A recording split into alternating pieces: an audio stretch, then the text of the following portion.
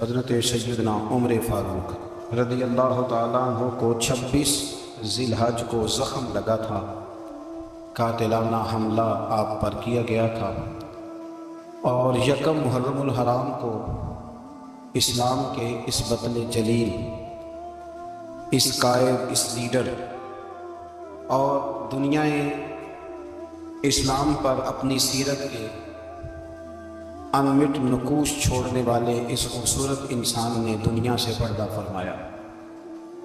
حضرت عمر فاروق رضی اللہ تعالیٰ عنہ ان لوگوں میں سے ہیں جو ابن الوقت نہیں ہوتے، ابو الوقت ہوتے ہیں، جو وقت کے مطابق نہیں بدلتے بلکہ وقت کو اپنے مطابق بدل دیا کرتے ہیں۔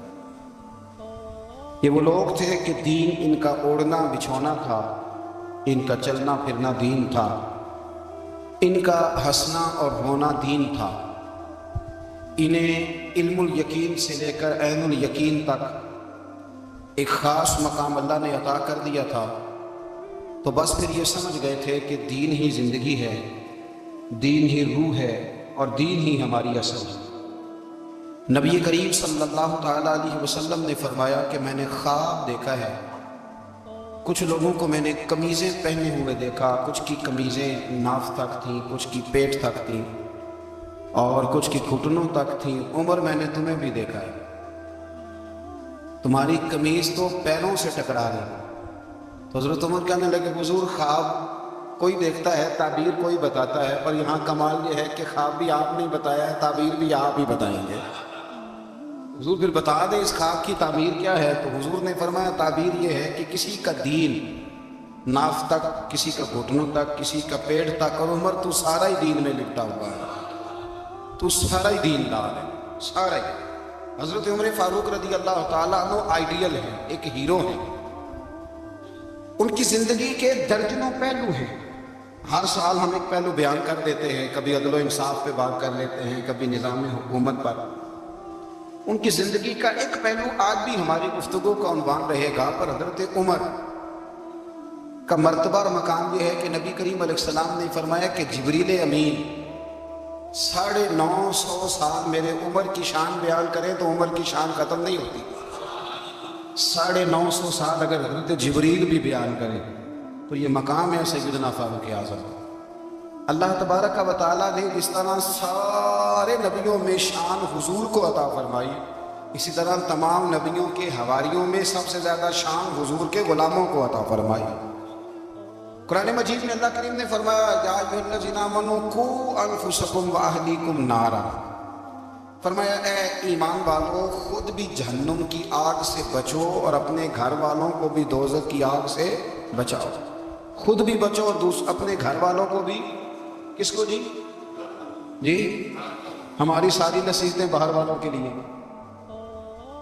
باہر ہمیں بہت بڑا لیکچر بھی دینا پڑے تو چلتا ہے، بہت بڑی داستان سرائی بھی کرنی پڑے تو چلتی ہے۔ سٹیٹس اور بیان یہ ہے کہ سارا کچھ باہر والوں کے لیے، اور گھر کے وہ پھول جن کی آبیاری بھی ہم نے کرنی تھی، کوئی جڑی بوٹیاں اور گائیں تو وہ کاٹنی بھی ہم نے خود تھی، دھوپ اور چھاؤں کا خیال بھی ہم نے رکھنا تھا، وہاں ہماری نظر نہیں ہوتی۔ پڑوسی کے بچے کیا کر رہے ہیں یہ سارا پتہ ہوتا ہے، اور میرے گھر میں کیا گل کھل رہے ہیں اس کی مجھے خبر نہیں ہوتی۔ حضرت عمر فاروق نے جب یہ آیت نازل ہوئی تو فوراً عرض کیا، یا رسول اللہ صلی اللہ علیہ وسلم اس کا کیا مطلب ہے کہ خود بھی دوزخ کی آگ سے بچو اور اپنے گھر والوں کو بھی بچاؤ؟ تو نبی کریم علیہ السلام نے فرمایا، عمر اس کا مطلب یہ ہے کہ جن چیزوں کا اللہ رسول تمہیں حکم دیتے ہیں تم اپنے گھر والوں کو ان چیزوں کا حکم دو، اور جن چیزوں سے اللہ رسول تمہیں منع کرتے ہیں تم اپنے گھر والوں کو بھی ان چیزوں سے منع کرو۔ حضرت عمر فاروق کی زندگی میں جو چیز آپ کو بہت زیادہ ملے گی نا، وہ یہ ہے کہ آپ نے جتنا کڑا احتساب محاسبہ باہر والوں کا کیا ہے نا، اس سے زیادہ بڑھ کے اپنا اور اپنے گھر والوں کا کیا۔ یہ بڑا عجیب معاملہ ہے کہ ہم جتنے لوگ ہیں ہمارا معیار یہ ہے کہ سامنے والا غلط ہے اور میں ٹھیک، یعنی دوسرے کا بچہ گلی میں نظر آ جائے تو اس کی غلطیاں نکلنی شروع ہو جائیں گی، اور میرا بچہ سارا شہر گھوم آئے ایک ٹائر پہ موٹر سائیکل پہ، تو ہم کہتے ہیں کہ ابھی بچہ ہے، انشاءاللہ سیانا ہو جائے گا۔ اگر ابا جی آج تک سیانے نہیں ہوئے کہ اس کو سمجھا لیں، تو پھر بیٹے کا سیانا ہونا تو ہو سکتا ہے کہ وہ 60-70 سال لگ ہی جائیں۔ گھر کے اندر جب تک توجہ نہیں ہوتی، اور سب سے پہلے جب تک اپنی ذات پر توجہ نہیں، تو والد کا جب تک کردار بچے نہیں دیکھتے جب تک، اتنی دیر تک ان کا تبدیل ہونا ممکن نہیں ہوتا۔ حضرت عمر فاروق رضی اللہ تعالیٰ عنہ باہر والوں کا بھی بڑا سخت حساب کرتے تھے۔ بڑا ایک گورنر صاحب نے لباس بڑا شاندار پہننا شروع کر دیا تھا، تو حضرت عمر نے اتروا کے نا، تو انہیں ٹاٹ کا لباس پہنا کے تو اونٹ چرانے کی ڈیوٹی دے دی۔ اتنا سخت احتساب کرتے۔ کسائی کی دکان پر بھی 1-2 گھنٹے کھڑے ہوتے تھے۔ جو آدمی مسلسل 2 دن گوشت خریدتا تھا نا، فرماتے تھے اس کا ٹیکس بڑھا دو، لوگوں کو دال نہیں مل رہی اور یہ روز گوشت کھاتا ہے۔ حضرت فاروق اعظم، اس کو جزیہ کہا جاتا تھا، یا کچھ اور معاملات ہوتے تو بڑھا دیتے تھے۔ مسلسل جو 2 دن آدمی گوشت کھاتا تھا، فرماتے تھے مدینے میں غربت ہے، اگر یہ والا نظام تم کرو گے تو غریب لوگ کس کی طرف دیکھیں گے۔ لیکن اس سے زیادہ بڑھ کر جو ان کی زندگی کا معیار اور سٹیٹس تھا، وہ یہ تھا کہ اپنے گھر کا خاص خیال رکھتے، خاص توجہ کرتے۔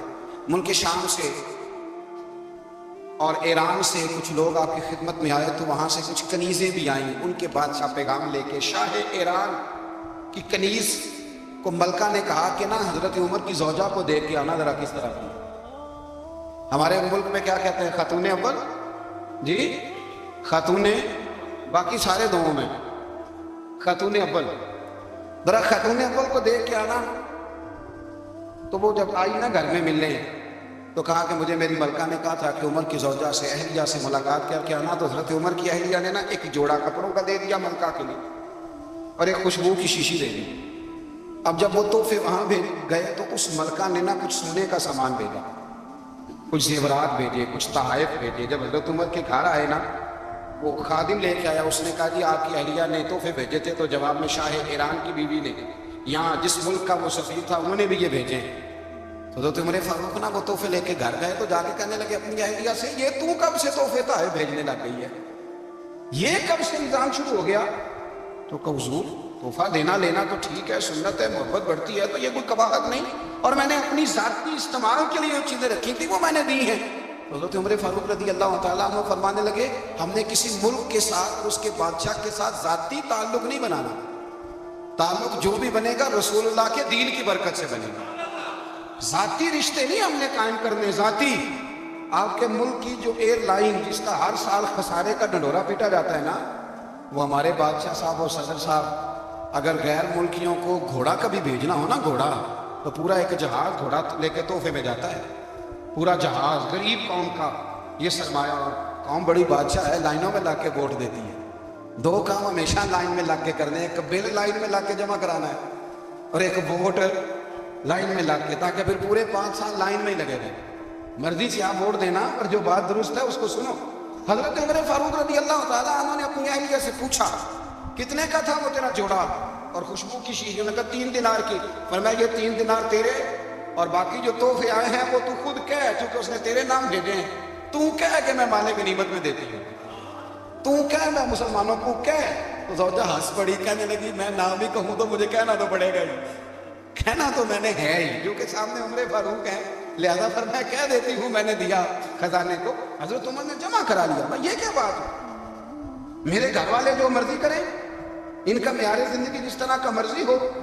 اور حضرت عمر ایک جملہ کہا کرتے تھے، اللہ کرے کہ یہ باتیں اس دور حاضر میں ہماری سمجھ میں آئیں۔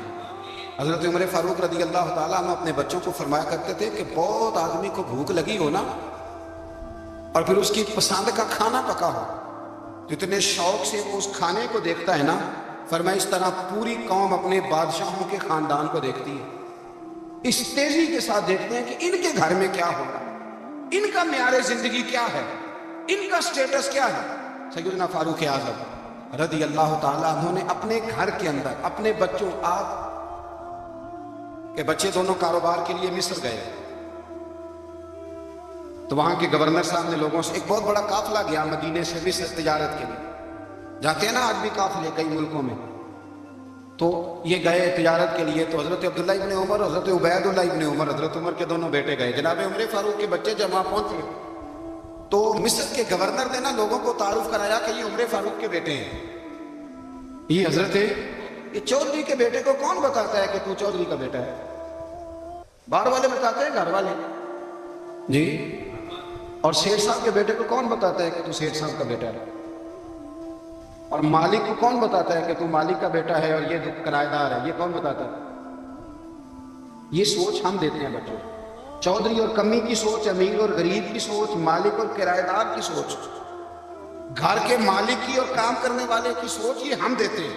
یاد رکھنا، یہ ہم دیتے ہیں، یہ ہمارا مزاج ہے، یہ باہر سے نہیں آتی۔ تو کوئی شہزادہ ہے، تو سیٹھ ہے، تو نواب ہے، یہ سوچ باہر سے نہیں آتی، یہ اماں سوچ دیتی ہے، اماں، یہ ابا سوچ دیتا ہے۔ اور پھر جب تباہی اترتی ہے تو اس کے ذمہ دار بھی باہر والے نہیں ہوتے، گھر والے ہوتے ہیں، گھر والے۔ ہمارے بچوں کی طبیعتوں پر زیادہ نقش باہر والوں کا نہیں ہوتا، گھر والوں کا ہوتا ہے، یاد رکھیے گا۔ حضرت عمر فاروق رضی اللہ، بچے ہیں، شہزادے ہیں، وہ کاروبار کرنے گئے اور وہاں لوگوں نے بتایا، گورنر صاحب نے، کہ یہ فاروق اعظم کے بچے امیر المومنین کے۔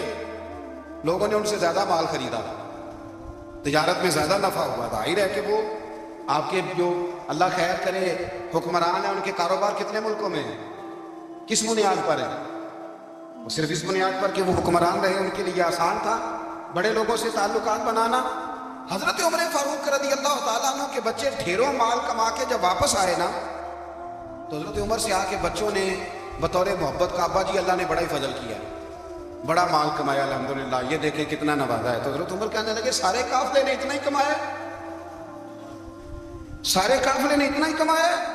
تو حضور نہیں، سارے قافلے نے اتنا نہیں کمایا، سب کو اتنا نہیں ملا۔ وہ تو وہاں گورنر صاحب نے لوگوں کو تعارف کرایا تھا کہ یہ عمر کے بچے ہیں، تو لوگوں نے پھر ہم سے بڑا ہی خریدا۔ تو حضرت عمر فرمانے لگے، ٹھیک ہو گیا، میں بات سمجھ گیا، اس طرح کرو، جو تمہاری اصل زر تھی نا، جو راز تھی، وہ رکھ لو، اور باقی سارا مال مال خزانہ میں جمع کرا دو، اس لیے کہ یہ تم نے تجارت نہیں کی، یہ تم نے اپنے باپ کا نام بیچا ہے، یہ تم نے امیر المومنین کے بیٹے ہونے کا فائدہ اٹھایا ہے۔ فرمایا یہ تمہارا نہیں ہے، یہ مسلمانوں کا ہے، اس لیے کہ یہ مال تم نے محنت سے نہیں کمایا، یہ باپ کی کرسی کا فائدہ اٹھایا ہے۔ اور فرمایا اگر تم نے مال جمع نہ کرایا تو میں مال بھی لے لوں گا زبردستی، اور کوڑے بھی ماروں گا، ڈبل سزا دوں گا، مرضی سے جمع کراؤ گے تو کوڑوں سے بچ جاؤ گے۔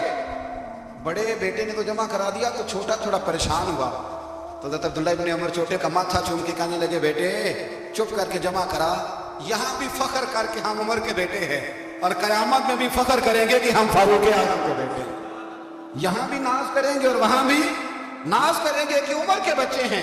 ہمارے باپ نے خود بھی حلال ہی کھایا ہے، اور جب ہماری کمانے کی باری آئی ہے تو ہمیں حکم بھی حلال کھانے کا دیا۔ بھائی ہمارا مزاج نہیں، بچہ جب لے کے آتا ہے 2 لاکھ روپیہ تو کبھی پوچھے کہاں سے آیا، جب وہ پہلے دن غلط دوستوں کے پاس جا کے بیٹھتا ہے تو کبھی نکالا کرتے اسے۔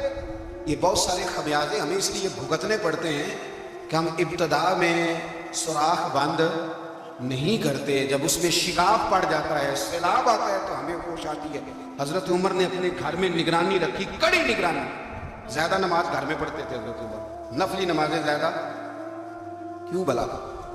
بھائی یاد رکھیں کہ آپ نے اگر سجدہ کرنا ہے تو بچہ لیٹ جائے گا، وہ مجھے پتا کو نہیں سجدہ کیا ہے، لیکن جب گھر میں کبھی قرآن ابا جی کھول لینا، جب ابا جی کا موڈ بن جائے نا لیکچر دینے کا، وہ گھر میں شروع ہو جاتے ہیں، کہتے ہیں آپ لوگ نماز نہیں پڑھتے اس لیے میرے کاروبار میں برکت کوئی نہیں، تم اس میرے قرآن پاک نہیں کھولتے تو میں تباہ ہو گیا ہوں۔ تو میاں آپ نے کب گھر میں قرآن پاک کھولا تھا؟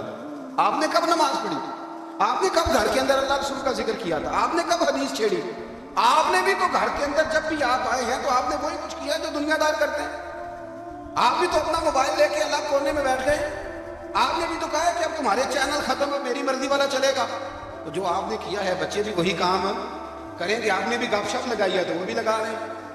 یہ سمجھ لیں جو کام آپ کریں گے، آپ اپنے بچوں کی سیرت میں اس کا جلوہ دیکھ لیں گے، بڑی پکی سی بات ہے کہ آپ کو بچے کی عادتیں دیکھ کے سمجھ آ جائے گی کہ میں بھی یہی کرتا تھا اور یہ بھی۔ حضرت عمر فاروق رضی اللہ تعالیٰ عنہ وصال فرما گئے، تو آپ کے وصال کے بعد حضرت عثمان غنی رضی اللہ تعالیٰ عنہ نے آپ کی ایک بیوہ سے نکاح کیا، حضرت عمر کی ایک بیوہ سے۔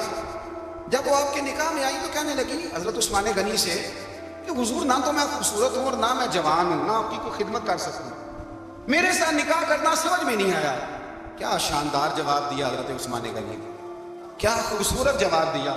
فرمانے لگے میں نے اس لیے نکاح نہیں کیا کہ مجھے تمہارے حسن سے دلچسپی تھی یا تمہاری خدمت کی ضرورت تھی، میں نے تو اس لیے نکاح کیا ہے کہ مجھے بتاؤ عمر فاروق گھر کے اندر اپنے رب کی عبادت کس طرح کرتے تھے، وہ قرآن پاک کس طرح پڑھتے، وہ رویا کیسے کرتے تھے، استغفار کا طریقہ کیا، کس وقت کس انداز میں وہ اپنے رب کو یاد کرتے تھے۔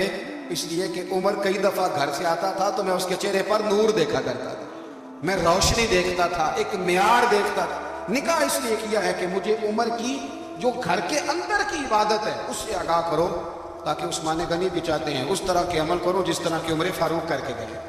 بھائی جب تک ہم اپنے گھر میں وہ توجہ نہیں دیں گے، وہ مزاج دیکھیں نا، ہمارے گھروں میں جب نقشہ پاس ہوتا ہے تو ٹی وی لان بھی اس میں ہوتا ہے، ڈرائنگ روم بھی ہوتا ہے، نماز کی جگہ بھی ہوتی ہے نقشے میں۔ صحابہ جب گھر بناتے تھے تو ایک مسجد بیت کا نقشہ پاس کرتے تھے، ذہن میں رکھتے تھے کہ یہ کونا نماز کے لیے، وہاں جوتے لے کے کوئی نہیں جائے گا، وہاں نماز پڑھی جاتی تھی، عورتیں وہاں اعتکاف کرتی تھیں۔ ٹی وی لان تو آ گیا ہے، اور گھر کے اندر ٹی وی رکھنے کے لیے تو ایک کمرہ الگ سے بنا دیا گیا ہے، اور اب جو نئے نقشے پاس ہو رہے ہیں اس کے اندر گھروں کے اندر جگہ بنائی گئی ہے جہاں کمپیوٹر رکھے جائیں، اور بچوں کے لیے وائرنگ ہوگی نیچے تاکہ انہیں کوئی مشکل درپیش نہ ہو۔ یہ ساری چیزیں ہم نے نہانے کے لیے گھروں کے اندر اتنے بڑے واش روم بنائے ہیں کہ لگتا یہ ہے کہ سوائے نہانے کے اور کام ہی نہیں کوئی گھر میں ہوگا، ہر چیز آ گئی۔ پر اللہ کرے کوئی تفسیر بھی ٹیبل پہ پڑی نظر آئے، کوئی حدیث کی کتاب بھی ٹیبل پہ پڑی نظر آئے۔ اللہ کرے کہ جس طرح ابا لطیفہ سن کے آتا ہے تو جب تک سنا نہ لے اسے عذاب نہیں ہوتا، اللہ کرے کہ وہ جمعے میں بیان سن کے جائے تو اس کا بھی دل کرے میں اپنے بچوں کو سناؤں، وہ نبی پاک کی کوئی حدیث کہیں سے سنے تو گھر جا کے سنائے۔ جب تک یہ معیار نہیں بنتا، آپ کیسے توقع کرتے ہیں کہ گھر کے اندر اللہ کی رحمت نازل ہوں گی؟ آپ یہ کیسے توقع کرتے ہیں کہ گھر کے اندر وہ معیار اور وہ مزاج بنے گا؟ حضرت عمر فاروق نے ذاتی زندگی پر جو توجہ دی، گھر والوں کے معیار پر جو توجہ دی حضرت عمر فاروق رضی اللہ تعالیٰ عنہ، وہ بھی بڑی دیدنی ہے۔ حضرت ابو موسیٰ اشعری کو نا آپ نے وزیر خزانہ بنایا، وزیر خزانہ، تو حضرت ابو موسیٰ اشعری کہتے ہیں کہ حضرت عمر کو شیخ خزانے میں رہنے تو دیتے نہیں تھے۔ ایک دن میں صفائی کر رہا تھا اس کمرے کی جس میں خزانہ رہتا تھا، ہمارے تو ملک میں جو جاتا ہے وہ صفائی کر کے ہی جاتا ہے، اللہ خیر کرے، اور خیر معیار بدلتا ہے۔ جو پچھلی حکومت ہوتی ہے وہ قرضہ اٹھاتی ہے، وہ باہر سے جاتی ہے تو قرضہ لے کے آتی ہے، اور جو نہیں آتی ہے وہ کہتی ہے ہمیں پیکج مل گیا، وہ قرضہ نہیں اٹھاتے۔ ان کو کیا ملتا ہے؟ یعنی پچھلی نے قرضہ لیا تھا اور ہم نے، واہ جی واہ کیا خوبصورت انداز ہے، اس کا نام بدل کے نا، انہوں نے قرضہ لیا تھا اور ہم نے، میں کہا بڑے شاندار سیانے بندے ہو گئے۔ اور اللہ تعالیٰ خیر فرمائے، ہمارے جو بڑے شاندار قسم کے دوست ہیں نا، شاندار، جن کا مدد ادب سے نام لیتے ہیں، وہ عرب کے بادشاہ، ہم تو عرب خالی کہتے بھی نہیں، عرب شریف کہتے ہیں، عرب شریف۔ انہوں نے پتہ کیا کیا ہے؟ انہوں نے اس طرح کیا ہے کہ جو کشمیریوں کا قاتل تھا نا اس کے گلے میں میڈل ڈال دیا۔ وہ کئی کام وہ کرتے رہتے، انہوں نے پہلے انہیں بلا کے مندر بھی بنوائے تھے، ہمیں کوئی شکوہ نہیں، ان کی زمین ہے، اللہ تعالیٰ توفیق عطا کرنے والا ہے، پر خیال یہ تھا کہ چلو کشمیریوں کے زخموں پر نمک نہ چھڑکتے، 2 مہینے انتظار کر لیتے، کچھ حالات سنور جاتے، کچھ تھوڑا انتظار۔ ہیں ہمارے دوست، وزیر اعظم صاحب جب جاتے ہیں تو وہ پھولوں کا ہار ڈالتے ہیں ہمارے دوست، لیکن انہیں وہ حدیث یاد نہیں کہ نبی پاک علیہ السلام نے فرمایا جب میرے مومن کو تکلیف ہوتی ہے تو مجھے بھی گنبد خضرا میں تکلیف ہوتی ہے۔ انہیں نہ کشمیریوں کا خون یاد نہیں آیا، انہیں برہان وانی کی کٹی ہوئی لاش یاد نہیں آئی، انہیں 30,000 بیوہ عورتیں 30,000 بیوہ عورتیں یاد نہیں آئی، 30,000 بیوہ عورتیں جن کے سواگ اجڑ گئے، اور انہیں 1.25 لاکھ یتیم بچہ یاد نہیں آیا جو یتیمی کی زندگی گزار رہا ہے، اور اس کے باوجود بہت بڑے ذمہ دار ہے۔ وہ مجھے پڑھ لینے دو آج احمد فراز کا شعر، وہ ہمارے مکتب کوئی ایسا نہیں کہ وہ مولوی تھا، وہ غیر جانبدار تھا، پر مجھے آج پڑھ لینے دو اس کا شعر، یہ کلیجے کا درد ہے، پڑھ لینے دو۔ اس نے کہا تھا کہ پڑھتا ہوں تو کہتی ہے یہ خالق کی کتاب ہے، مثل یہودی یہ سعودی بھی عذاب، اس قوم کے بارے میں کیا لکھوں فراز، کعبے کی کمائی سے جو پیتے ہیں شراب، کعبے کی کمائی سے جو پیتے ہیں شراب، اس قوم کے بارے میں کیا لکھوں فراز، کہ کعبے کی کمائی سے جو پیتے ہیں شراب، میں خیال نہیں آیا تمہارا صرف دین یہ ہے کہ قبریں گرا دو، مزارات گرا دو، فقط یہ دین ہے؟ کوئی نبی پاک کے روزے کی طرف منہ کرے تو اسے مشرک کہو، یہ دین ہے؟ اس کا نام مذہب رکھا تم نے؟ مذہب تو اس کا نام ہے کہ جو رسول اللہ کا نام لینے والا ہے وہ ہمارا یار ہے، اور جو نبی پاک کا نام لینے والا نہیں، ہمارا اس سے کوئی تعلق ہے، یہ دین ہے۔ حضرت عمر فاروق کی سیرت سنا رہا ہوں، حضرت عمر کی۔ حضرت ابو موسیٰ اشعری نے ایک عیسائی کو منشی رکھا تھا، اکاؤنٹ آفیسر حضرت ابو موسیٰ اشعری نے، تو حضرت عمر فاروق بول پڑے، کہنے لگے تمہیں مسلمان کوئی نہیں ملا تھا؟ کلمہ گو نہیں تمہیں نظر آئے؟ کشمیریوں کی لاشیں نظر نہیں آتی؟ ان کا خون بہ رہا ہے، تباہی اتر رہی ہے، اور تم قاتل کو گولڈ میڈل پہنا رہے ہو۔ اور یاد رکھنا، جب مسلمانوں کی بچیاں روندی جاتی ہوں نا تو پھر اسلام امن کا درس نہیں دیتا، پھر اسلام جہاد کی بات کرتا ہے، پھر اسلام جہاد کی بات کرتا ہے، جہاد کی۔ وہ قومیں غیرت مند نہیں ہوتی کہ جن کے گھروں میں آگ لگی ہو اور وہ غیروں کو ہار پہناتی پھرے۔ اللہ کا کچھ خوف کرو، زندگی مختصر ہے، دبئی میں کتنے رہے اور کتنے چلے گئے۔ خدا را کچھ خدا، تم سے اچھے تو وہ نیو یارک کے رائٹر ہے جو کم از کم اپنے کالموں میں کشمیر کی بات کرتے ہیں، تم سے اچھا برطانیہ کا وہ شخص ہے جو کم از کم BBC لندن پہ رپورٹ جاری کرتا ہے تو کہتا ہے کشمیر پہ ظلم ہو رہا ہے، تم سے تو وہ اچھے رہ گئے۔ تم نے بات کرنا تو دور کی بات، تم نے دشمنوں کے گلے میں ہار پہنانے شروع کر دیے۔ کل جب پوچھیں گے بلا کے تم کو اپنے سامنے، کیا جواب جرم دو گے تم خدا کے سامنے؟ بڑی تکلیف ہوئی، بڑی تکلیف ہوئی۔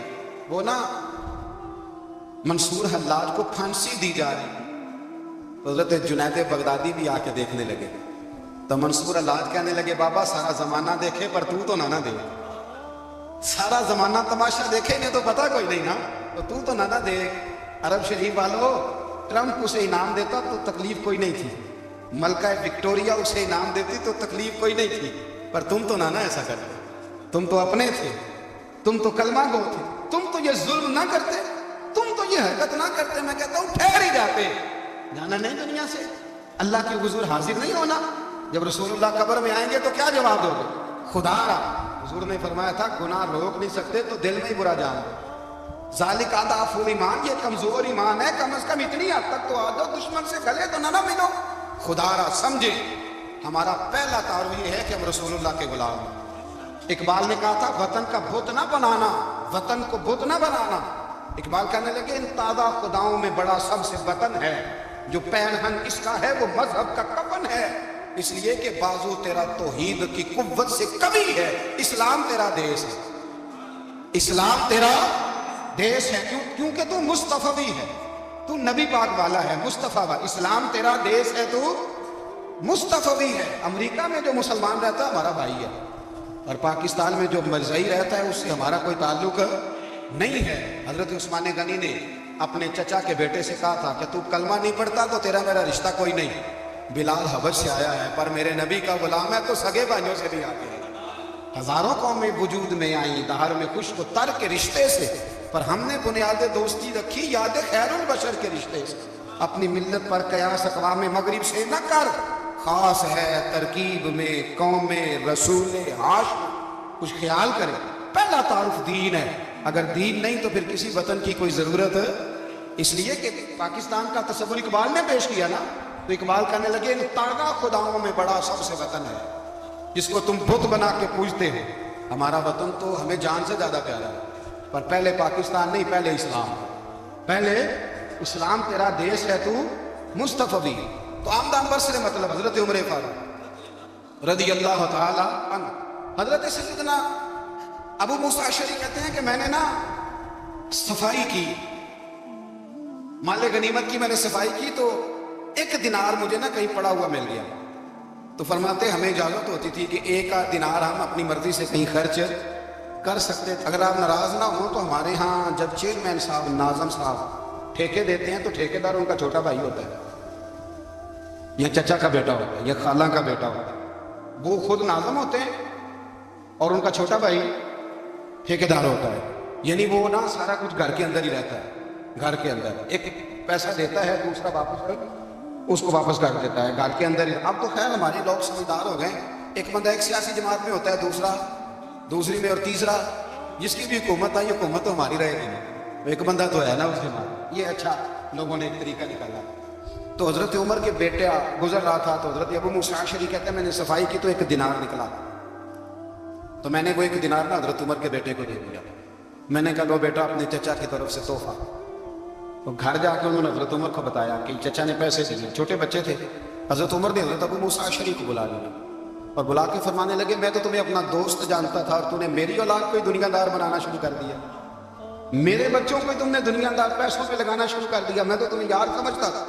فرمایا تمہیں چاہیے تھا میرے بیٹے کو نصیحت کرتے کہ بیٹا پیسوں سے رب راضی نہیں ہوتا، اس کی رضا والے کام کیے جائیں تو رب راضی ہوگا، اور فرمایا تمہیں کوئی اور گھر نہیں ملا تھا تباہ کرنے کے لیے، میرا ہی گھر ملا تھا، اٹھاؤ اپنا دینار اور خبردار آج کے بعد میرے بچوں کے ساتھ یہ والی نیکی نہ کرنا.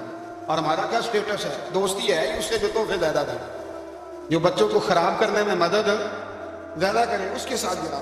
حضرت عمر نے گھر پہ اور سب سے بڑھ کر اپنی ذات پہ توجہ کی. حضرت ابو مالک رضی اللہ تعالیٰ عنہ کہتے ہیں میں عمر کے پیچھے پیچھے ایک باغ میں گیا، اکثر اس باغ میں جایا کرتے تھے، اور عمر جا کے نا تو درخت کے نیچے بیٹھ گئے اور فرمانے لگے وہ امیر المومنین اللہ سے ڈر جا، ورنہ جس رب نے حکومت دی ہے وہ عذاب بھی بڑھا دے. ڈر جا رب سے. کبھی ساری زندگی حضرت عمر نے اپنا کوئی تعارف نہیں کرایا، کبھی نہیں.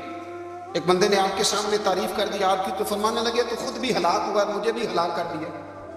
کیا ضرورت پڑی ہے میری تعریفیں کرنے میں؟ اتنی دیر میری تعریف میں لگائی. اللہ کا ذکر کرتا رب تجھے ثواب دے دے، حضور پہ درود پڑھتا تو رب تیرے اوپر رحمتیں نازل کرتا. کس چکر میں؟ آج جتنا اچھی کوئی خوشامد کرے اتنی اچھی وزارت ملتی ہے، جتنی اچھی اس کو جو ہے وہ چاپلوسی کرنی آیا درجہ بھی اسے اتنا ہی اچھا ملتا ہے. حضرت عمر فاروق رضی اللہ تعالیٰ عنہ آپ کے بیٹے کہتے ہیں، صاحب فتوح الشام نے لکھا ہے، آپ کے صاحبزادے کہتے ہیں میں نکلا تو میرے ابا جی نا اپنی پشت پر مشکیزہ رکھ کے کنویں سے پانی بھر کے آ رہے. میں دوڑ کے آ گیا، میں نے کہا ابا جی مجھے دے دے. فرمانے لگے بیٹا تیرا کیا خیال ہے، کوئی اور نہیں تھا مشکیزہ بھر کے لانے کے لیے، تیرا کیا خیال ہے؟ ابا جی بڑے لوگ تھے پر آپ کیوں اٹھا رہے ہیں؟ فرمانے لگے نفس نا ذرا میرا بڑا ہو گیا تھا، اسے ذرا ذلیل کر رہا ہوں، ذرا اپنا محاسبہ کر رہا ہوں. یہ مجھے کہہ رہا تھا تو بڑی چیز ہے، تو میں نا ابھی مشکیزہ گھر رکھ کے آؤں گا، پھر تیری ماں نے مجھے کہا ہے کہ گھر میں لکڑیاں کوئی نہیں جلانے کے، پھر میں جنگل سے لکڑیاں کاٹ کے لاؤں گا. اب میں امیر المومنین بن کے نا تو میرا نفس تھوڑا بڑا ہوگا. اب یقین کریں ہمارا آزما خراب ہو جاتا ہے جب تک ہمارا تعارف صحیح نہ ہو، ہمارا تعارف ٹھیک نہ ہو. میں یہ ہوتا ہوں، میں وہ ہوتا ہوں. چھوڑ مٹی دیں تے مٹی رہنا ہی، مٹی دیں تے مٹی دیں تے مٹی رہنا ہی. ایویں کادی بلے بلے اج مٹی دے اتے بندیا تے کل مٹی دے تھلے. مٹی دیں تے مٹی رہنا ہے، کادی بلے. مجھے پوچھ لو، مجھے جان لو، میرا نام لے لو، میں بھی آیا ہوں، میں بھی ہوتا ہوں، میرا بھی یہ تذکرہ ہے. میں بدکار پرانا خادم کسے در ملی نہ ٹوئی، اے تے واصف یار نے نظر جو کی تھی تے واصف واصف ہی ہوئی. یہ تو بڑی بات کی بات ہے، تو بات کی بات ہے صاحب، ورنہ من نانم کے من نانم، جو ہم ہیں اس کا ہمیں پتا تو ہے نا بھائی. کبھی بھی یہ جو ذات کا چکر ہے نا، میں بھی ہوں مجھے بھی، او بھائی یاد رکھو میں کون ہوں. یہ جو نام نمود اور یہ خواہشیں اور یہ جو وقار، یہ تو کمزور لوگوں کا طریقہ ہے. جس کو اپنا تعارف کرانا پڑ گیا اس سے بھی زیادہ کمزور کوئی ہے. فوٹو میں دکھاتا پھرتا ہے فلانے کے ساتھ فوٹو فلانے، تو کمزور بندہ یہ کام کرتا. حضرت عمر فاروق اللہ اکبر، حضرت عمر جیسا بندہ 24 لاکھ مربع میل کا حکمران، اور شاہ روم کو خط لکھ کے کہتا ہے میں منت نہیں کرتا میں حکم دیتا ہوں. اتنا تگڑا بندہ. جنگ قادسیہ کے لیے حضرت سعد بن ابی وقاص کو بھیجا. فتوح الشام پڑھ کے دیکھیں. حضرت عمر بڑے پریشان ہیں، اتنے دن ہو گئے کوئی رپورٹ ہی نہیں آئی. اب تو موبائل ہے نا، ایک ایک منٹ کی رپورٹ لیں آپ، بلکہ آپ ایک ایک منٹ کی فوٹو لیں آپ، رپورٹ تو دور رہ گئی. حضرت عمر فاروق رضی اللہ تعالیٰ عنہ بڑے پریشان ہیں کہ قادسیہ میں حضرت سعد بن ابی وقاص کے ساتھ لوگ جہاد کرنے کے، رپورٹ کوئی نہیں آئی. اتنے پریشان تھے کہ باہر نکل کے نا اس رستے پہ بیٹھ جاتے جو رستہ قادسیہ کی طرف سے آتا تھا. اس جو بھی آتا جاتا پوچھتے جنگ کے کیا حالات ہیں. ادھر جب اللہ نے فتح دے دی نا تو حضرت سعد بن ابی وقاص رضی اللہ تعالیٰ عنہ نے ایک کاسب کو خط دے کے بھیجا. کہنے لگے عمر کے پاس جاؤ، انہیں اطلاع دو کہ الحمدللہ اللہ نے اسلام کو فتح عطا کر دی. یہ حضرت عمر کو جا کے دینا. وہ بڑے پریشان ہوں گے. وہ جو اس زمانے میں اس طرح ہوتا تھا کہ کئی دور دور سے صحابہ جو دوسرے شہروں کے ملکوں کے رہنے والے ہوتے تھے وہ بھی آ کے شامل ہو جاتے تھے جہاد میں. کوئی ایک دفعہ مدینے آیا، کوئی 2 دفعہ آیا، پھر اپنے اپنے علاقوں میں. بہت سارے لوگوں نے زیادہ دفعہ حضرت عمر کو دیکھا بھی نہیں تھا. وہ جو کاسب خط لے کے آیا تھا نا اس نے ایک آدھ دفعہ دیکھا تھا. حضرت عمر بوڑھے ہو گئے، وہ پہچانتا نہیں تھا. میری بات کی سمجھ آ رہی ہے آپ حضرات؟ ادھر سے وہ خط لے کے آ گیا. حضرت عمر مدینے سے باہر نکل کے اس روڈ پہ بیٹھے تھے جو قادسیہ سے آتا تھا. جب اس آدمی کو آتے دیکھا تو حضرت عمر اٹھ کے کھڑے ہو گئے. فرمانے لگے قادسیہ سے آ رہے ہو؟ وہ کیا کہتا ہے؟ پھٹے پرانے کپڑے، ٹوٹے ہوئے جوتے، سر پہ پرانی پگڑی. کہنے لگے غلام مدینے کے رہنے والے ہو؟ حضرت عمر کہنے لگے ہاں مدینے کا ہوں.